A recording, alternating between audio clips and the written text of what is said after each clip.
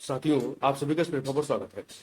इस वीडियो में हम लोग जो है डेली न्यूज डिस्कशन के तहत 19 अप्रैल 2024 के जनसत्ता न्यूज़पेपर को देखेंगे और इस न्यूज़पेपर में जो भी हमारे परीक्षा के दृष्टिकोण से करंट अफेयर, जीएस या मैपिंग सेक्शन में जो भी चीजें महत्वपूर्ण है, उन सभी चीजों के बारे में इस वीडियो में हम लोग चर्चा करेंगे और ये आपके आगामी परीक्षाओं के लिए काफी महत्वपूर्ण साबित होगा। और मैपिंग के सेक्शन में आज के वीडियो में हम लोग जो है लक्षद्वीप के बारे में बात करेंगे, उसको मैप के माध्यम से देखेंगे और उससे संबंधित महत्वपूर्ण फैक्ट को जानने का प्रयास करेंगे। चलिए प्रारंभ करते हैं आज के डेली न्यूज डिस्कशन को। यहाँ यदि हम लोग पहले पेज पे देखें तो यहाँ पर जो है एक मामला सुप्रीम कोर्ट में है। तो देखिए, सुप्रीम कोर्ट ने इलेक्ट्रॉनिक वोटिंग मशीन ईवीएम के जरिए डाले गए मतों का voter verifiable paper audit trail VVPAT के साथ पूर्ण मिलान की मांग वाली विभिन्न याचिकाओं पर सुनवाई पूरी कर ली है और गुरुवार 18 अप्रैल को अपना फैसला सुरक्षित रख लिया है। तो इसी के संदर्भ में यहाँ पर हम लोग बात करेंगे हमारे लिए जो महत्वपूर्ण है उनकी। इस आर्टिकल में जो है 2 पॉइंट या 2 चीजें बताई गई हैं जिनके बारे में हमें पता होना चाहिए। एक शब्द है फर्मवेयर, फर्मवेयर क्या होता है, और दूसरा है कि ईवीएम प्रणाली में कितने यूनिट होते हैं, उसके बारे में इसमें बताया गया है। तो उसी चीज को यहां पर हम लोग देखेंगे। देखिए, यहां शब्द इस्तेमाल किया गया है फर्मवेयर। फर्मवेयर क्या है? तो फर्मवेयर जो होता है वो सॉफ्टवेयर और हार्डवेयर के बीच का होता है। तो ध्यान रखिए, पूछा जाए कि फर्मवेयर क्या है, तो ये सॉफ्टवेयर और हार्डवेयर के बीच का होता है फर्मवेयर। और दूसरी चीज कि जो ईवीएम प्रणाली है ये इसमें कितने यूनिट होते हैं, तो यहां पर देखिए बताया गया है ईवीएम प्रणाली में जो है आपके 3 यूनिट होते हैं। कौन कौन से? बैलेट यूनिट होता है, कंट्रोल यूनिट होता है और तीसरा है बीबीपीएटी होता है। ठीक है, देखिए सबसे पहले बात करते हैं बैलेट यूनिट की। तो बैलेट यूनिट सिंबल को दबाने के लिए होता है, जो उसमें सिंबल होते हैं विभिन्न पार्टियों के, वो सिंबल प्रेस करने के लिए होता है। कंट्रोल यूनिट क्या होता है? डेटा संग्रहित करता है। और बीबीपीएटी या वीवीपैट जो होता है वो सत्यापन के लिए होता है। कंट्रोल यूनिट जो होता है वो वीवीपैट को प्रिंट करने का आदेश देता है। यह मतदाता को 7 सेकंड तक दिखाई देता है और फिर यह वीवीपैट के सीलबंद बॉक्स में गिर जाता है। प्रत्येक कंट्रोल यूनिट में 4 MB की मेमोरी होती है और मतदान से 4 दिन पहले कमीशनिंग प्रक्रिया होती है और सभी उम्मीदवारों की मौजूदगी में प्रक्रिया की जांच की जाती है और वहां इंजीनियर भी मौजूद होते हैं। तो इन शब्दों के बारे में आप याद रखिएगा कि ये चीजें क्या होती हैं। अब आगे बढ़ते हैं हम लोग। यहां पर देखिए लिखा गया है चाक चौबंद सुरक्षा के बीच आज 19 अप्रैल को पहले चरण का मतदान होना है। तो यहां पर हमारे लिए जो महत्वपूर्ण है ये जो चित्र दिया गया है, मतदान दल ईवीएम लेकर लक्षद्वीप के किल्टन द्वीप के लिए रवाना हुए। तो हमारे जानने की जरूरत क्या है कि इससे यह पता चलता है किल्टन द्वीप किसका हिस्सा है, तो लक्षद्वीप का हिस्सा। तो ध्यान रखिएगा किल्टन द्वीप जो है वो लक्षद्वीप का हिस्सा। कई बार पूछ लेता है कि कोई द्वीप किसका हिस्सा है, तो किल्टन द्वीप लक्षद्वीप का हिस्सा है। तो इसी के संदर्भ में हम लोग जो है जो मैपिंग वाला हमारा सेक्शन होगा वहां पर हम लोग लक्षद्वीप के बारे में विस्तार से चर्चा करेंगे। अब आगे बढ़ते हैं। आगे यहां पर देखिए, यहां पर एक और आपकी जीएस के लिए एक शब्द है। यहां पर उत्तराखंड की बात की गई है। उत्तराखंड के गढ़वाल में जो चुनाव होना है वहां, तो यहां पर कौन चुनाव लड़ रहा है कौन नहीं लड़ रहा है, इससे हमें वो हमारे परीक्षा के दृष्टिकोण से महत्वपूर्ण नहीं है।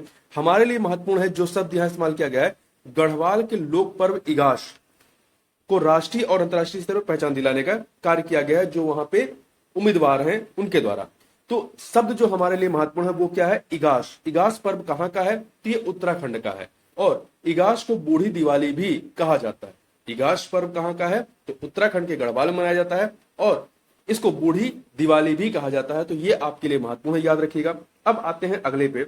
अगला जो है आपका यहाँ पर कि खतरनाक कुत्तों की बिक्री व प्रजनन पर केंद्र सरकार का परिपत्र जो था, सर्कुलर जो था, वो जो है दिल्ली हाईकोर्ट ने खारिज कर दिया। देखिए, दिल्ली हाईकोर्ट ने केंद्रीय मत्स्य पालन, पशुपालन और डेयरी मंत्रालय, पशुपालन और डेयरी विभाग द्वारा जारी परिपत्र खारिज कर दिया है। इस परिपत्र में कई खतरनाक और क्रूर कुत्तों की नस्लों के आयात, प्रजनन व बिक्री पर रोक लगाई गई थी। कार्यवाहक मुख्य न्यायाधीश मनमोहन और न्यायमूर्ति मनमीत प्रीतम सिंह अरोड़ा की खंडपीठ ने 12 मार्च को जारी परिपत्र खारिज कर दिया। केंद्र सरकार के वकील ने कहा कि अगर सभी हितधारकों को अपनी आपत्तियां उठाने का अवसर देने के बाद नया परिपत्र जारी करने के निर्देश के साथ इसे रद्द कर दिया जाता तो कोई आपत्ति नहीं है। न्यायालय ने कहा कि हर कुत्ते के मालिक को मौखिक सुनवाई का अवसर देना संभव नहीं है, इसलिए केंद्र सरकार 2 सप्ताह के भीतर नियमों के प्रस्तावित या मसविदा अधिसूचना पर लिखित आपत्तियां आमंत्रित करते हुए राष्ट्रीय समाचार पत्र के शासक मंत्रालय की आधिकारिक वेबसाइट पर सार्वजनिक नोटिस जारी करना चाहिए। केंद्र सरकार के पशुपालन और डेयरी विभाग ने 12 मार्च को एक परिपत्र जारी कर सभी राज्यों और केंद्र शासित प्रदेशों को क्रूर कुत्तों की 23 नस्लों पर प्रतिबंध लगाने के लिए कहा था। 10 अप्रैल को पारित एक आदेश में कर्नाटक हाईकोर्ट ने परिपत्र को रद्द कर दिया था। दिल्ली हाई कोर्ट ने 16 अप्रैल को केंद्र सरकार की ओर से पेश वकील की इस दलील पर ध्यान दिया कि परिपत्र जारी करने से पहले सरकारी निकायों के अलावा किसी भी निजी हितधारक को नहीं सुना गया। तो ये चीजें याद रखिएगा। अब आगे बढ़ते हैं हम लोग। देखिए पेज नंबर 4 पे जो आपका लखनऊ का संस्करण है उस पर एक फोटो छपी हुई है जिसमें लिखा है आगरा किले में गुरुवार को अर्थात 18 अप्रैल को विश्व विरासत दिवस समारोह के दौरान विदेशी पर्यटक खुशी का इजहार करते हुए। तो हमारे लिए महत्वपूर्ण क्या है कि विश्व विरासत दिवस कब मनाया जाता है? तो विश्व विरासत दिवस जो है प्रत्येक वर्ष 18 अप्रैल को मनाया जाता है। अब दूसरा प्रश्न है किसकी 2024 की थीम क्या है? 2024 के लिए जो थीम है याद रखिएगा, नोट कर लीजिएगा, विविधता की खोज करें एवं अनुभव करें। विविधता की खोज करें और अनुभव करें। अब आगे बढ़ते हैं। आगे बढ़ते हुए यदि हम लोग इसके संपादकीय पेज पर आते हैं तो संपादकीय पेज पे जो सबसे पहले एक कोटेशन है हेलन केलर का, उसको हम लोग पहले देखें। इसका इस्तेमाल आप कहीं भी कर सकते हैं। जब खुशी का एक दरवाजा बंद होता है तो दूसरा खुल जाता है, लेकिन हम अक्सर बंद दरवाजे की तरफ काफी देर तक देखते रहते हैं और जो हमारे लिए खुला है उसको नहीं देखते। और यहाँ पर जो संपादकीय दी गई है अमित बैजनाथ गर्ग जी के द्वारा लिखी गई है, यह है धुएं में घुटता महिलाओं का दम। एक प्रकार से वायु प्रदूषण को लेकर के इसमें बात की गई है और इस केंद्र में किसको रखा गया है? महिलाओं को। जो घरेलू महिलाएं होती हैं उनको केंद्र में रखा गया है, ग्रामीण महिलाओं को। तो देखिए इसमें बताया गया है कि विश्व स्वास्थ्य संगठन यानी WHO का कहना है कि पिछले 2 दशक में वायु प्रदूषण वैश्विक संकट बन गया है। खासकर दक्षिण एशियाई देशों में इसका प्रभाव गहरा है। देखिए प्रदूषण जो है महिलाओं के स्वास्थ्य को कई तरह से नुकसान पहुंचाता है। कुछ महिलाओं का कहना है कि यह उनकी गंभीर स्वास्थ्य समस्याओं में योगदान देता है। कई महिलाओं के लिए बाहरी वायु प्रदूषण के प्रभाव घर के अंदर के वायु प्रदूषण से और भी बदतर हो जाते हैं। परीक्षण से पता चला है कि लकड़ी से खाना पकाने वाली कई महिलाओं को क्रोनिक ऑब्स्ट्रक्टिव पल्मोनरी डिजीज है। यह एक ऐसी स्थिति है जिसके कारण सांस लेने में कठिनाई होती है। इसके लिए डॉक्टरों ने धूम्रपान और वायु प्रदूषण को जिम्मेदार ठहराया। तो ये आर्टिकल जो है यह संपादकीय महत्वपूर्ण है, इसको हम लोग अलग से भी कर लेंगे। अब आगे बढ़ते हैं। अगला यहां पर हम लोग बात कर लेते हैं डिफेंस के सेक्टर में।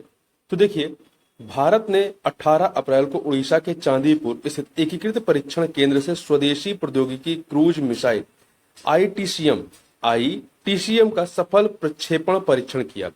रक्षा अनुसंधान एवं विकास संगठन DRDO ने यह जानकारी दी। इसको विकसित किसने किया? DRDO ने बताया कि परीक्षण के दौरान प्रक्षेपास्त्र के सभी उप प्रणालियों ने अपेक्षा के अनुरूप प्रदर्शन किया और देखिए यह स्वदेश संचालित लंबी दूरी की सब सोनिक क्रूज मिसाइल का सफल निर्माण जो है वो भारतीय रक्षा अनुसंधान एवं विकास संगठन DRDO के लिए एक प्रमुख उपलब्धि रहा है।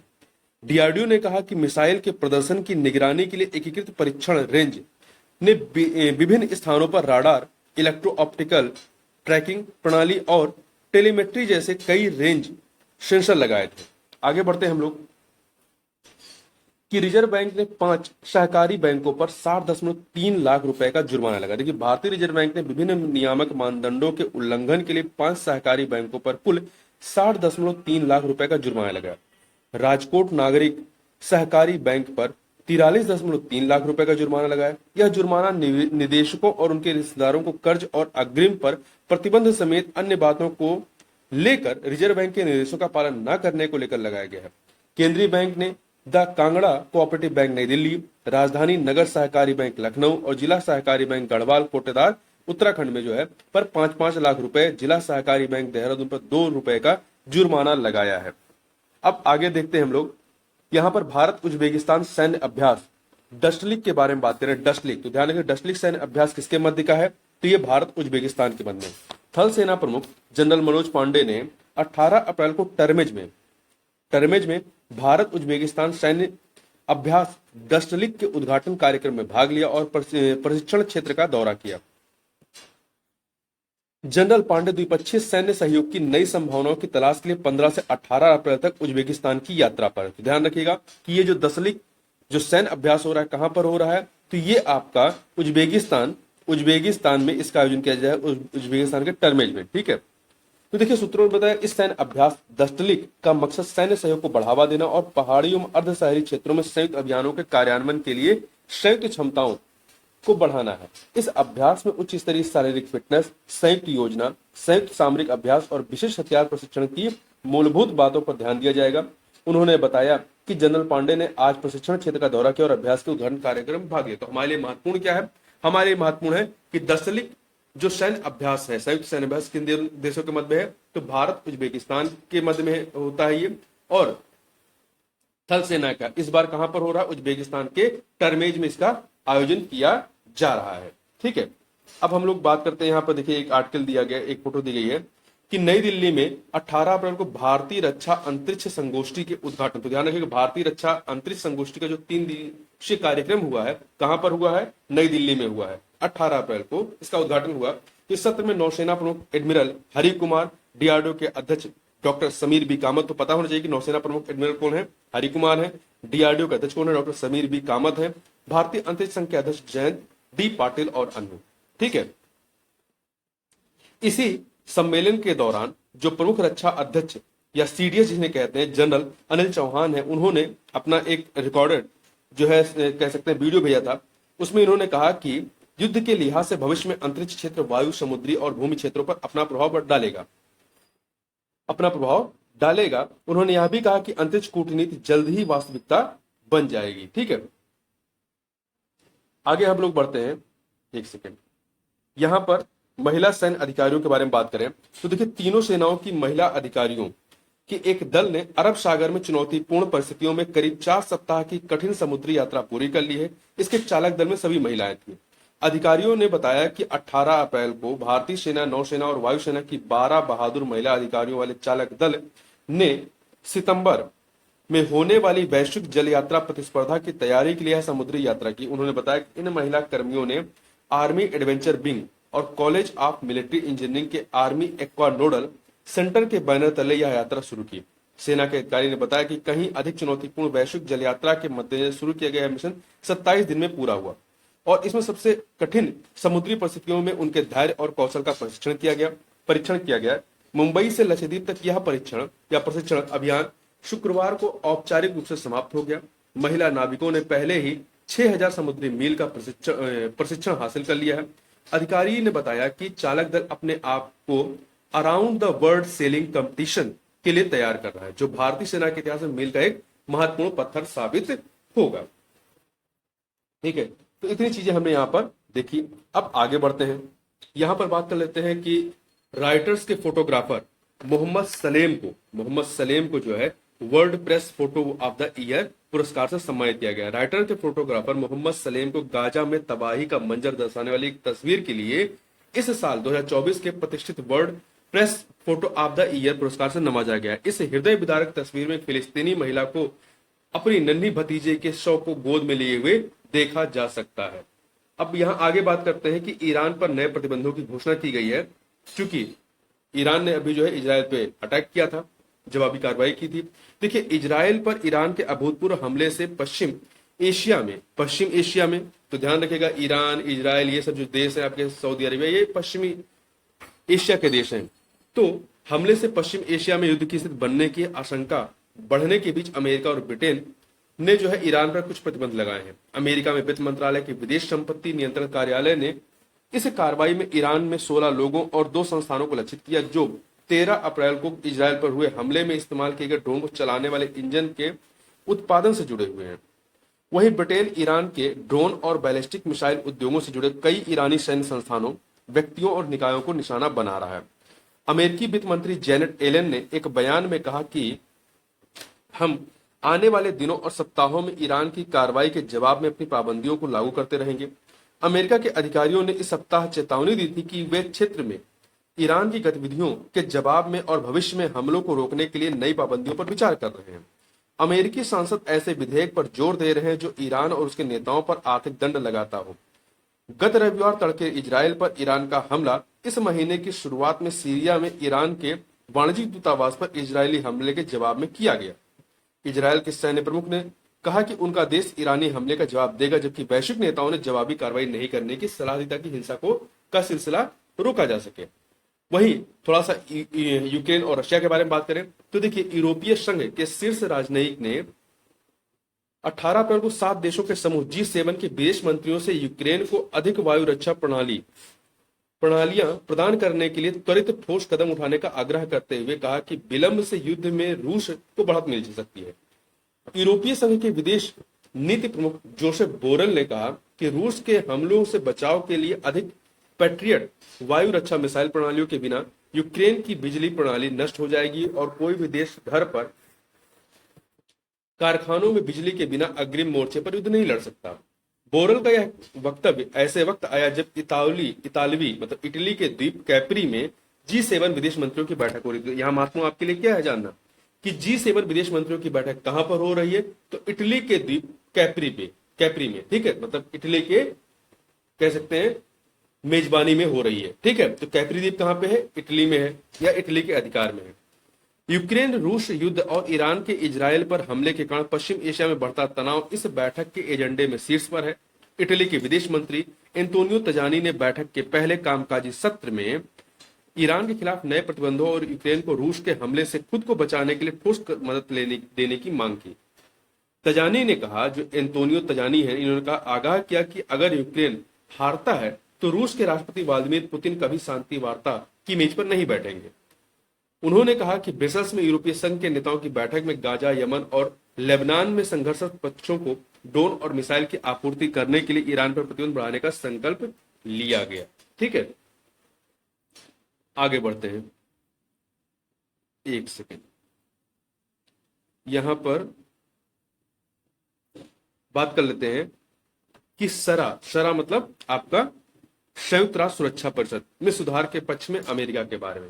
देखिए, अभी जो एलन मस्क है, कुछ समय पहले उन्होंने एक टिप्पणी की थी कि भारत की स्थायी सदस्यता के बिना संयुक्त राष्ट्र का कोई मतलब नहीं है। ठीक है, तो उसी पे जो है बाइडेन प्रशासन के एक वरिष्ठ अधिकारी या बाइडेन प्रशासन का प्रतिक्रिया आई है, जिसमें एक वरिष्ठ अधिकारी ने कहा कि अमेरिका संयुक्त राष्ट्र सुरक्षा परिषद सहित इस वैश्विक निकाय में बहुप्रतीक्षित जरूरी सुधार का समर्थन करता है ताकि यह 21वीं सदी की दुनिया को परिलक्षित कर सके।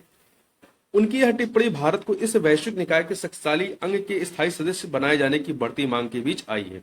विदेश विभाग के प्रधान उप प्रवक्ता वेदांत पटेल ने यह टिप्पणी उस समय की जब उनसे अमेरिकी कंपनी टेस्ला के मुखिया एलन मस्क के बयान के बारे में सवाल किया गया कि संयुक्त राष्ट्र सुरक्षा परिषद में भारत की स्थायी सदस्यता के बिना संयुक्त राष्ट्र का कोई मतलब नहीं है। पटेल ने एक प्रेस वार्ता में कहा कि राष्ट्रपति जो बाइडेन पहले भी संयुक्त राष्ट्र महासभा में अपने संबोधन के दौरान इस बारे में सुधारों की आवश्यकता के बारे में बात कर चुके हैं। उन्होंने कहा कि हम निश्चित रूप से सुरक्षा परिषद सहित संयुक्त राष्ट्र में सुधारों की समर्थन करते हैं ताकि यह 21वीं सदी की दुनिया को परिलक्षित कर सके जिसमें हम रहते हैं। मेरे पास कोई विशेष जानकारी नहीं है कि वे क्या कदम है, लेकिन निश्चित रूप से हम मानते हैं कि सुधार की आवश्यकता है। इस साल की शुरुआत 2024 की शुरुआत में एलन मस्क ने संयुक्त राष्ट्र सुरक्षा परिषद में भारत को शामिल करने की वकालत की थी। उन्होंने कहा था कि संयुक्त राष्ट्र की मौजूदा संरचना में सबसे अधिक आबादी वाले देशों को पर्याप्त प्रतिनिधित्व नहीं है। उन्होंने कहा था कि संयुक्त राष्ट्र निकायों में सुधार की आवश्यकता है। मस्क कुछ दिन बाद ही भारत की यात्रा करने वाले हैं, मतलब यहाँ पर आने वाले हैं। आगे हम लोग चलते हैं तो देखिए, यहां पर इस प्रकार से देखें तो खेल प्रदेश में कुछ भी ऐसा नहीं है जो हमें जानना चाहिए। अब हम लोग चलते हैं मैपिंग वाले सेक्शन पर। तो मैपिंग सेक्शन में हम लोग जो है लक्षद्वीप समूह के बारे में बात करेंगे। लक्षद्वीप को यदि देखें तो आप भारत के मैप में नीचे जाएंगे तो लक्षद्वीप जो है एक क्या है, केंद्र शासित प्रदेश है। लक्षद्वीप जो है अरेबियन सी में स्थित है। कह सकते हैं कि ये जो है आपका अरेबियन सी और लक्षद्वीप सागर, इधर अरेबियन सी है, इधर आपका लक्षद्वीप सागर है, के बीच जो है लक्षद्वीप समूह स्थित है। लक्षद्वीप अर्थात इसका मतलब क्या होता है, लाख द्वीपों का समूह। मलयालम संस्कृत में इसका मतलब होता है लाख द्वीपों का समूह। लक्षद्वीप में 36 द्वीप है, जिसमें से 9 द्वीपों पर जो है जनसंख्या निवास करती है। और इसका सबसे निकटतम जो शहर है वो कौन सा है, केरल का कोच्चि है। यहीं पर इसका उच्चतम न्यायालय भी स्थित है। यह प्रवाल निर्मित द्वीप समूह है और यह प्रवाल निर्मित द्वीप समूह है। इसके बारे में कुछ अन्य चीजों को देखें। यहाँ पे इसके विस्तार से इसके मैप को देख सकते हैं। इसकी राजधानी कवरत्ती है यहाँ पर, ठीक। तो देखिए, यह अरब सागर और इधर आपका लक्षद्वीप है, इधर आपका अरब सागर है। तो अरब सागर और लक्षद्वीप सागर के बीच स्थित यह है। इसका क्षेत्रफल कितना है? 32 स्क्वायर किलोमीटर है। यह सबसे छोटा केंद्र शासित प्रदेश है। इसकी राजधानी कवरत्ती है। केरल उच्च न्यायालय के अधिकार क्षेत्र में आता है। केंद्र शासित प्रदेश की स्थापना जो है 1956 में ब्रिटिश प्रस्थान के बाद की गई थी। बहुसंख्यक लोग यहाँ इस्लाम का पालन करते हैं, विशेषकर सफी विचारधारा का। मिनिकॉय जो है, यहां देखेंगे आपको मिनिकॉय दिखाई पड़ेगा, ये मिनिकॉय, ये लक्षद्वीप का हिस्सा है। मिनिकॉय में दिवेही के साथ बोली जाने वाली भाषा जसेरी है। यह संस्कृति केरल के मपिलास से के समान है। देखिए कुछ यहां पर जो चैनल है, जैसे 9 डिग्री चैनल और आपका 8 डिग्री चैनल। जो 8 डिग्री चैनल है मिनिकॉय, जो कि लक्षद्वीप का हिस्सा है, इसको आपका मालदीव से अलग करने का कार्य करता है। वही जो 9 डिग्री चैनल है, ये मिनिकॉय को, 9 डिग्री चैनल जो है ये जो कवरत्ती है, इसकी राजधानी देखिए कवरत्ती को आपका मिनिकॉय से अलग करने का कार्य करती है। ठीक, इतनी चीजें दोनों याद रखेगा, 9 डिग्री चैनल और 8 डिग्री चैनल के बारे में। इसके अतिरिक्त वर्ष 2020 में लक्षद्वीप समूह प्रशासन ने समुद्री खीरे के लिए दुनिया का पहला संरक्षण क्षेत्र डॉक्टर के मोहम्मद कोया समुद्री खीरा संरक्षण रिजर्व स्थापित किया, जो चेरियानी रीफ में 239 वर्ग किलोमीटर में फैला हुआ है। यहाँ की जलवायु कैसी है? तो यहाँ की जलवायु जो है आपकी उष्णकटिबंधीय जलवायु होती है। तो इस प्रकार से इस वीडियो में बस इतना ही। मिलते हैं नेक्स्ट वीडियो में, तो बहुत बहुत धन्यवाद।